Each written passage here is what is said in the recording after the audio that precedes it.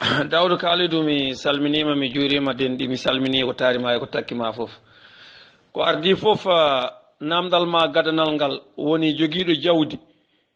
ambo selli o horani ambo waɗa kaffara nelaɗo sallllahu alayhi wa sallam wi en ko buniyal islamu ala khamsa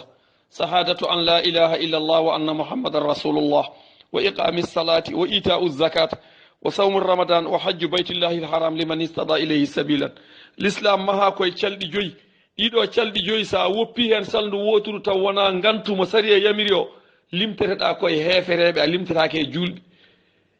seedade deweteɗo ala so wona allah mouhammadou ko maccuɗo makko ko nelaɗo makko ɗum woni wiide achhadu an la ilaha illallah wa achhadu anna mouhammadan rasulullah wa igami salati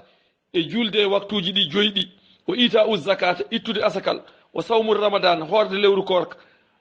o hajju baytillahi haram e yaade makka ɗum ɗo wiyete calɗi joyi l'islam ɗiɗo calɗi joyi dawud kalidou nelaɗo sallallah alih w sallam wi sa juuli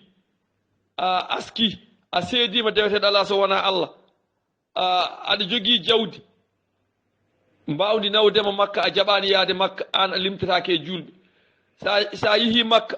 aɗa wawi horde a waɗi kaffara no mbiɗa ni a salima horde saabu anje tampere an a limtatake e julɓe wadde calɗi joyi ɗi il faut mbaɗaɗi haɗatmaɗi wadde tan ko gantu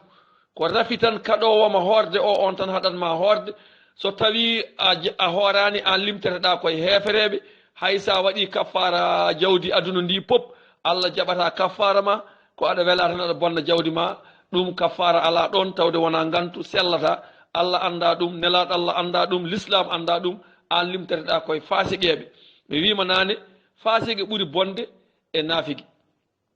fasigi ɓuuri bonde e naafigi kadi ɓuuri bonde hay e kefeero saabu jomiraɗo wonto wi naafigueɓe gonata ko less jaygol hefereɓe pawo dow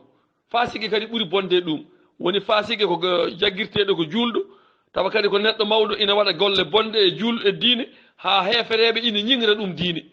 on wiyete ko fasigi yo allah dandu ene ɓen ɗon limtetake e yimɓe diine ɓe limtete ko yimɓe fasigueɓe ko naafigueɓe makka nden woni wondunoɓe nelaɗo sallah alih sallam woni ko kalannomi nane ko muta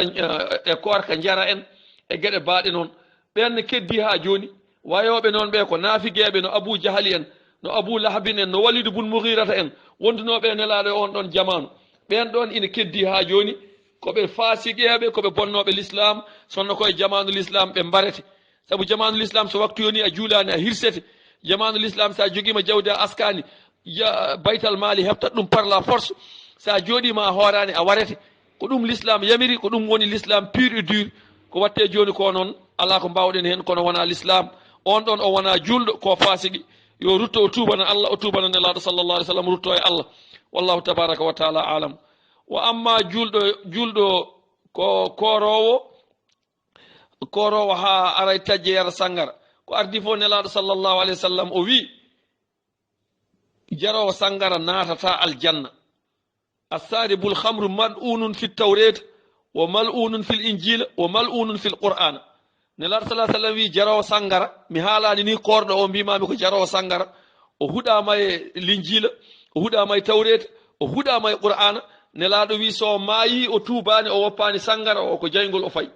gila ñande sangara harmina kala jarowo sangara so maayi amo yara sangara o woppani nelaɗo wi o fayi ko jaygol ala ko haali kam horde ha gayna taƴira sangara ɗum ko sabidde l'islam ko sofnude l'islam ko famɗinde l'islam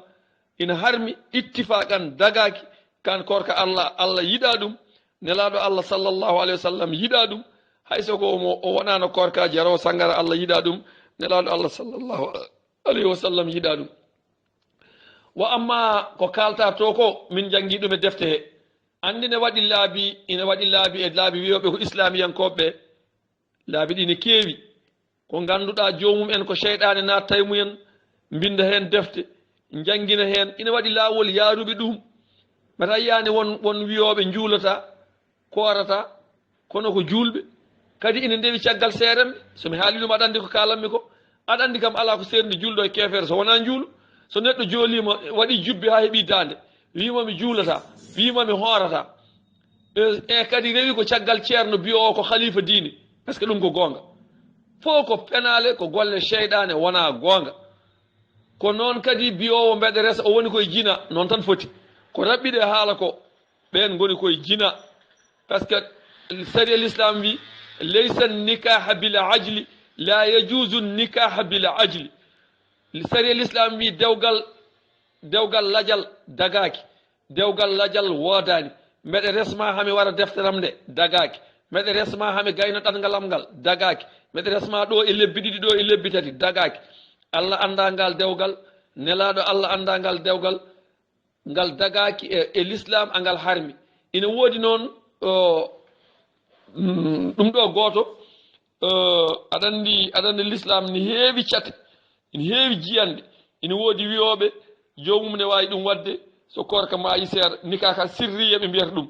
kono l'islam kam fiqhu mo jannguɗen o enen fiqhu imamu malik bun anas on wi ɓe goni koye jina ɓe goni koye jina so ɓiɗɗo dañama hen ko ɓiɗɗo jina ko waladu zina so ɓe garta e l'islam ɓe poti ko tuubde ɓe poti ko fembade ɓe poti ko ruttade l'islam heddi noon ko hande dawuda kaalido eɗen mboora ina famdi e meɗen guurɗo saabu nelaɗo sallllahu alayhi wa sallam ko jomiraɗo wi ko azani la yankahu illa zaniya o wi jinowo oto resto wona jinowo kefeero oto resto wona kefeero ayi nelaɗo sallah sallam wi ñande neɗɗo resa walla ñande gorko resi ñande neɗɗo resa walla ñande gorko resi kala e maɓɓe jinɗo sari e wari ɗum kala e maɓɓe jinɗo sari e wari ɗum joni noon no foti yimɓe maɓe dawde kaalidu no foti yimɓe maɓe oɗo aduna wadde noon enen kay eɗen gonɗini jawtirten tan leeɓol siraɗi jawtirten tan naaten aljanna ko yurmede Allah wona golle men saabu enen kala ko Allah haɗi ko Allah yamiri ko fof eɗen mbaɗa kala ko Allah yamiri eɗen mbaɗa kono kadi kala ko Allah haɗi eɗen mbaɗa ko Allah yamiri ko fof eɗen mbaɗa eɗen juula eɗen koora eɗen cakko eɗen gaska eɗen jaaha makka eɗen mbaɗa pop kala ko Allah yamiri eɗen mbaɗa kadi kala ko Allah haɗi eɗen mbaɗa eɗen jara sangara julɓe nana jara sangara eɗen jina julɓe nana jina eɗen ñoha eɗen pena eɗen goofi Allah foodi Allah harminno eɗen mbaɗa wadde enen holko gonɗen ko Allah yamiri ko fof eɗen mbaɗa kono kadi ko Allah haɗi ko fof eɗen mbaɗa yo Allah ɓenninirta en tan ko yurmede mum e tefore nelaɗo sallallah alih w sallam kono wona golle men de enen haaloɓe ɓe jooɗiɓe ɗo ne kaalaɗoɓe e haalanteɓe ɓe kala nde Allah teftori en golle men enen fof paaɗen ko jeygol wadde oto Allah teftoro en golle men yo Allah teftoro en nunɗal mum e tefore nelaɗo sallllahu alayhi wa sallam wallahu tabaraka wa taala alam